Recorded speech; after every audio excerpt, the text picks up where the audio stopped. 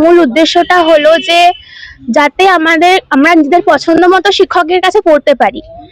মানে আমাদের কোনো কারোর উপর কোনো অভিযোগ নেই, যে আমরা সরকারের উপর কোনো অভিযোগ নেই, সরকারি স্কুলের টিচারদের উপর কোনো অভিযোগ নেই, এবং যারা নর্মাল পড়ান তাদের উপর কোনো অভিযোগ নেই। আমাদের শুধুমাত্র দাবিটা হচ্ছে তাতে আমরা পছন্দ মতো শিক্ষকের কাছে শিক্ষা গ্রহণ করতে পারি। কারণ আমরা তো একটা অভ্যস্ত হয়ে গেছি একজন শিক্ষকের কাছে পড়ার জন্য। এবার হঠাৎ করে যদি বলা হয় যে শিক্ষকদের পড়তে দেওয়া হবে না, তাহলে আমাদের সেক্ষেত্রে অসুবিধা হচ্ছে অন্য শিক্ষকের কাছে মানিয়ে নেওয়ার জন্য। তাই আমরা এটাই বলতে চাই যে আমাদের শিক্ষার স্বাধীনতা দেওয়া হয় আর কি। Taldangra Phulmati high school, girls school, প্রত্যেকটা স্কুলের থেকেই আমাদের এখানে স্টুডেন্ট আছে।